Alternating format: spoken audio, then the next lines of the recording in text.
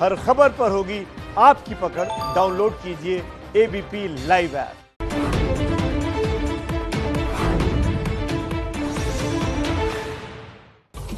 नमस्कार, आप देख रहे हैं एबीपी न्यूज। आपके साथ हूं मैं रूबिका लियाकत। सुप्रभात।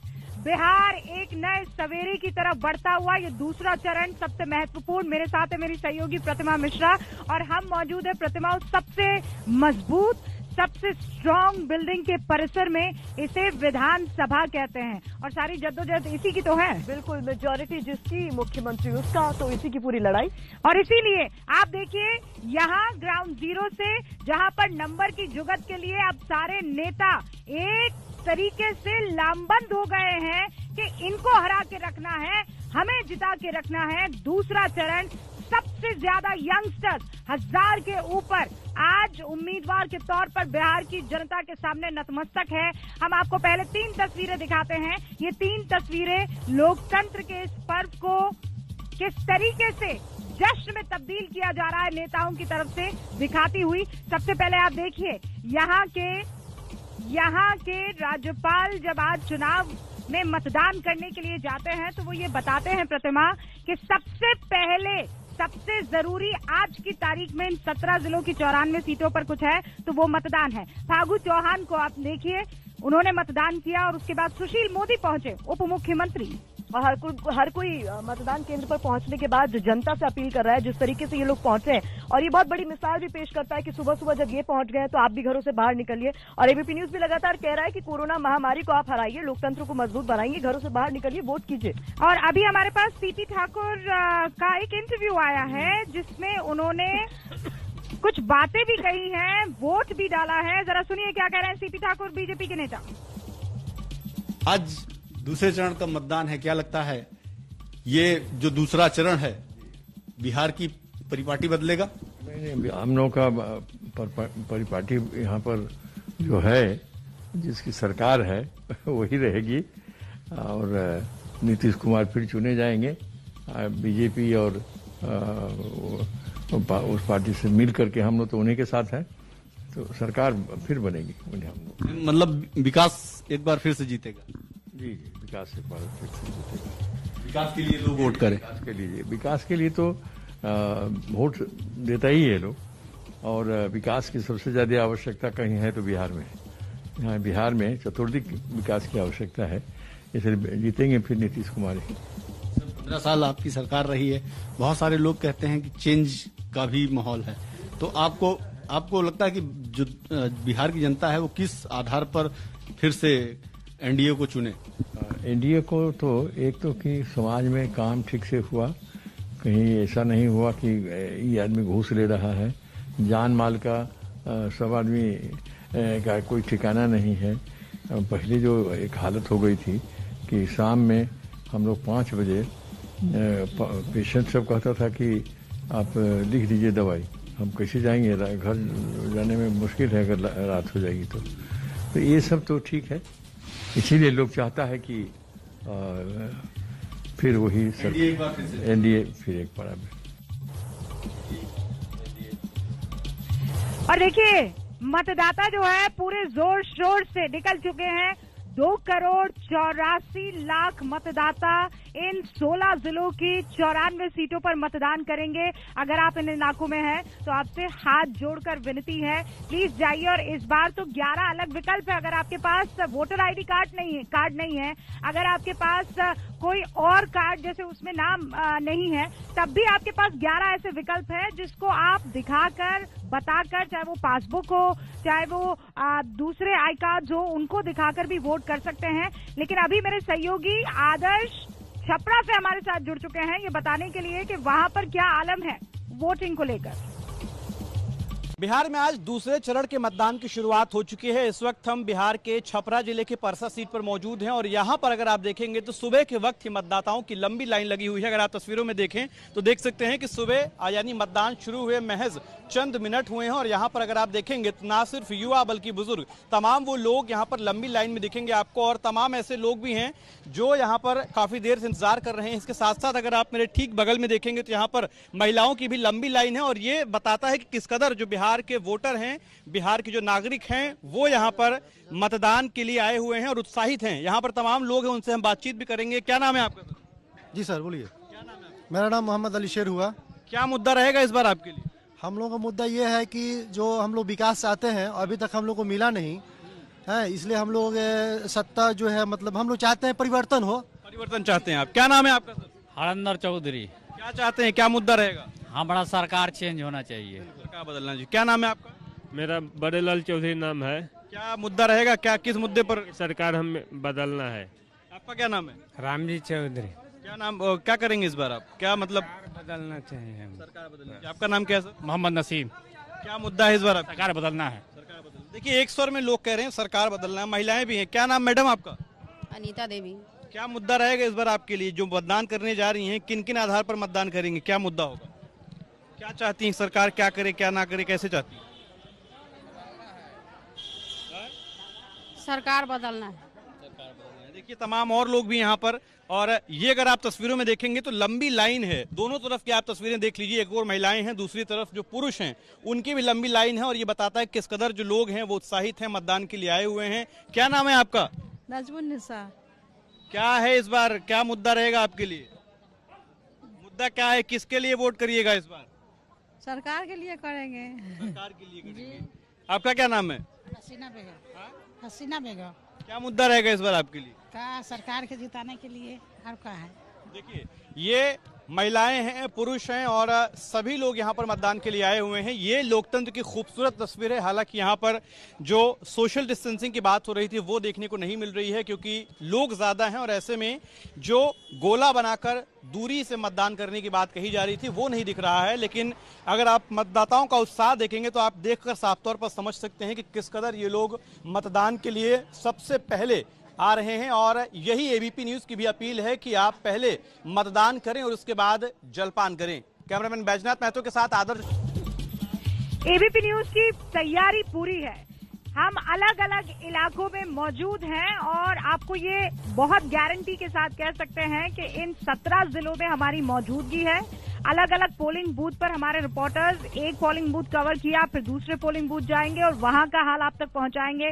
प्रतिमा यहाँ पर लगातार मेरे साथ बनी हुई है और दो खास मेहमान भी, मणिकांत ठाकुर साहब जो कि सीनियर जर्नलिस्ट हैं और अरुण कुमार पांडे जी सीनियर जर्नलिस्ट है, बिहार की राजनीति को बहुत अच्छे से समझते हैं। और चंद्रचूड़ सिंह साहब हमारे साथ जुड़ चुके हैं, वो दिल्ली से हमारे साथ जुड़े हैं लेकिन पॉलिटिकल एनालिस्ट हैं और बिहार की राजनीति पर अच्छी खासी उनकी पकड़ और समझ दोनों है। चंद्रचूड़ जी, हम यहाँ ग्राउंड जीरो पर मौजूद हैं और पहली बार इस बात का एहसास हो रहा है कि वो जातीय आधार पर जो वोट करने की एक परंपरा थी, वो रीति थी, वो अब बदल रही है। लोग जाति के ऊपर वोट कर रहे हैं, ये दिख रहा है।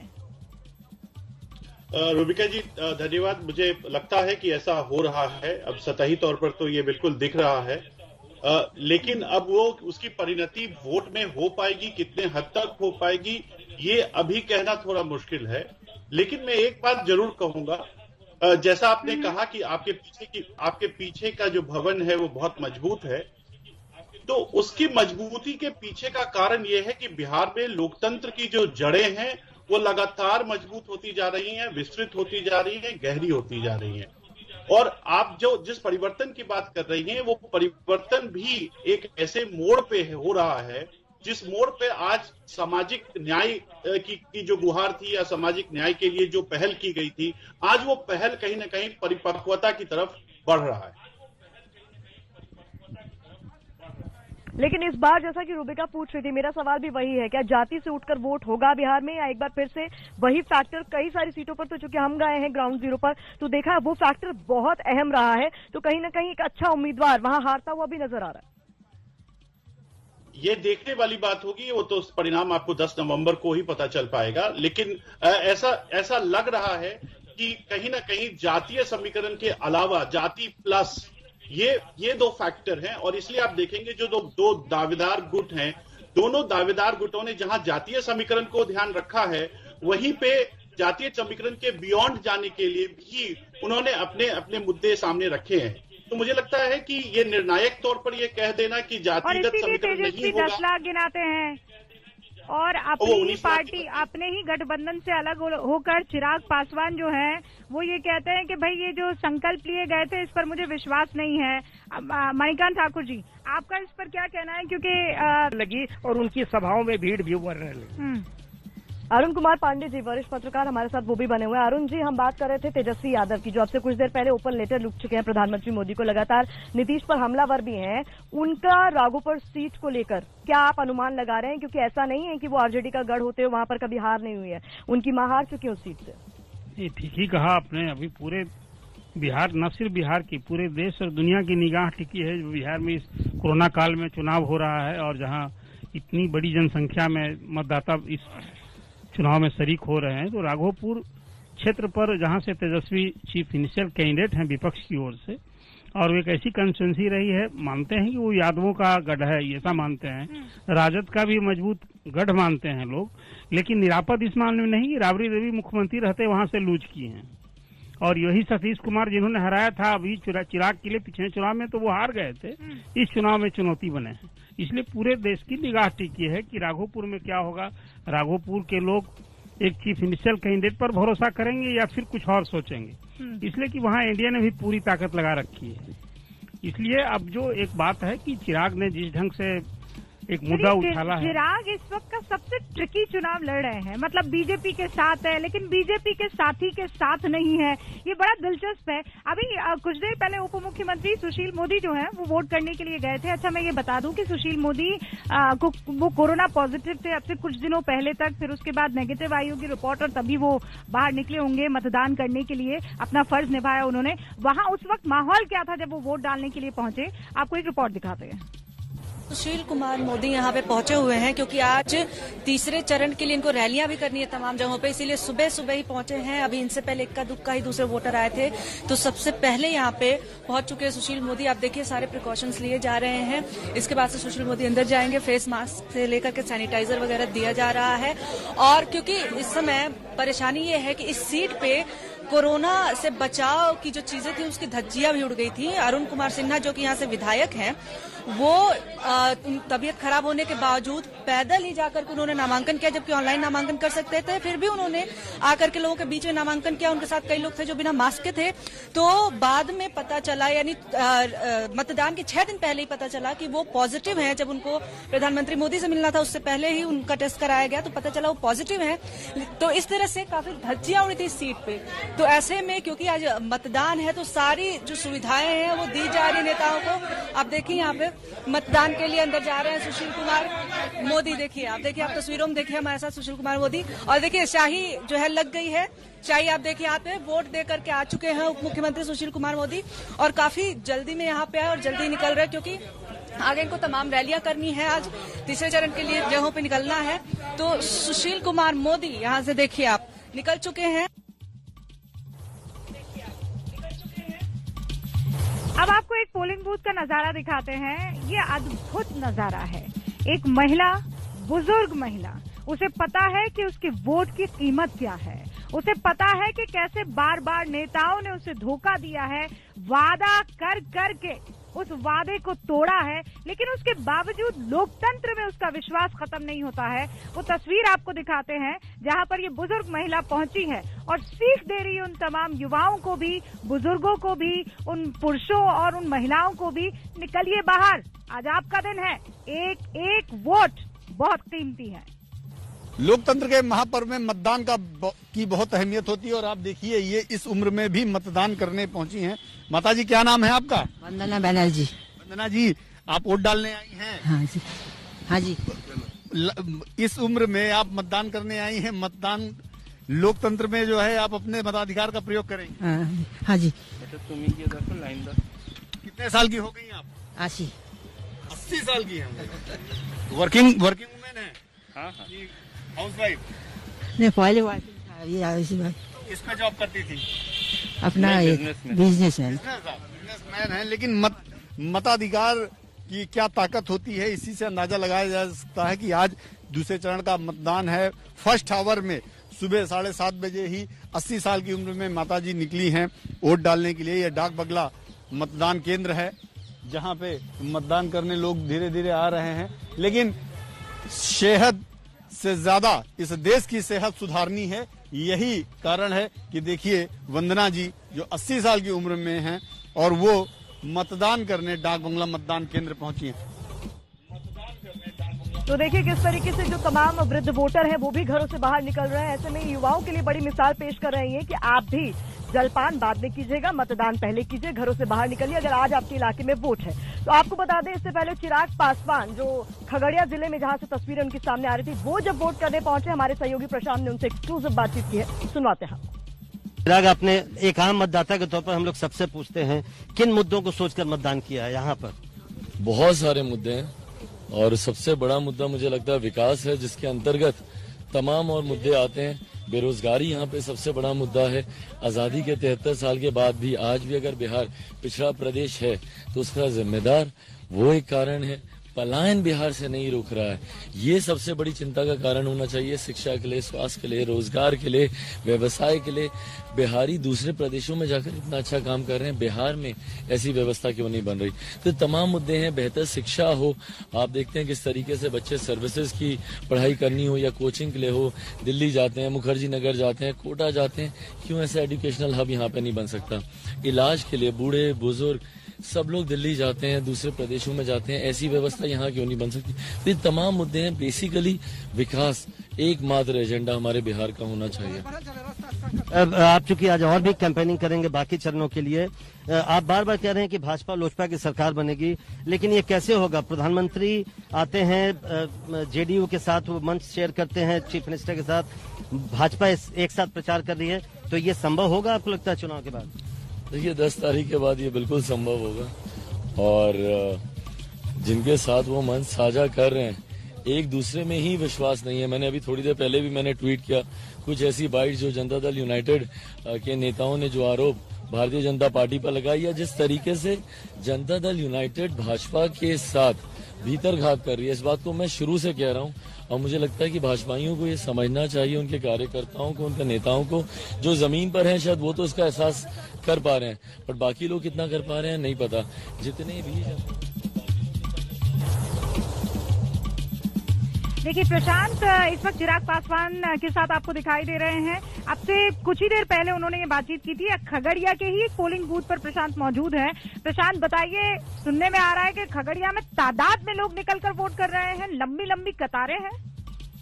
बिहार विधानसभा चुनाव में आज दूसरे चरण का मतदान चल रहा है। लोकतंत्र के इस महापर्व में सुबह से ही बड़ी संख्या में लोग हिस्सा लेने पहुंचने लगे हैं। मैं इस वक्त मौजूद हूं खगड़िया जिले के अलौली विधानसभा के एक बूथ पर। अलौली विधानसभा में मध्य विद्यालय हथवन ये स्कूल का एक बिल्डिंग है और यहाँ पे एक बूथ बनाया गया और यहाँ पे आप ऊपर से ये शॉट देख रहे हैं कि बड़ी तादाद में लोग, अभी 8 बजे हैं, 1 घंटे अभी हुए हैं शुरू मतदान को और उसके पहले ही बड़ी संख्या में लोग, औरत और पुरुष दोनों ही यहाँ पहुंचने लगे हैं।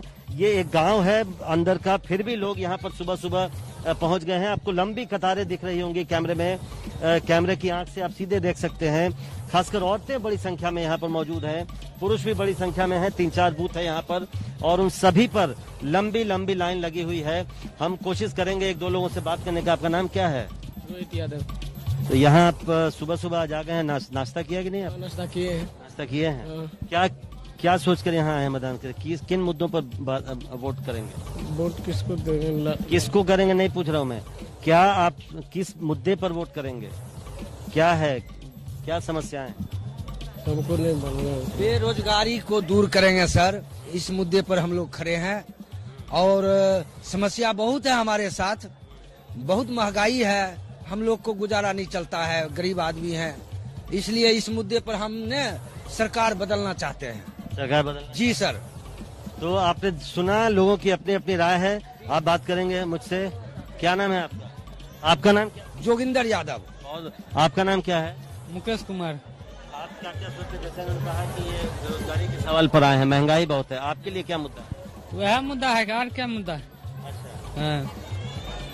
सुबह सुबह यहाँ पर सब लोग आइए। हर बार इतना ही मतदान होता है या इस बार कुछ खास बात है? नहीं होता तो सब कि अभी 1 घंटा भी नहीं हुआ है और इतना लोग आ गया। लेकिन ये लगनशील थोड़ा है, जो हम लोग तंग जो है ना, इस करके ज्यादा लगनशील है, इसलिए हम लोग ज्यादा कोशिश में सरकार बदलना चाहते हैं। तो सरकार बदलना चाहते हैं, सबकी अपनी अपनी राय है।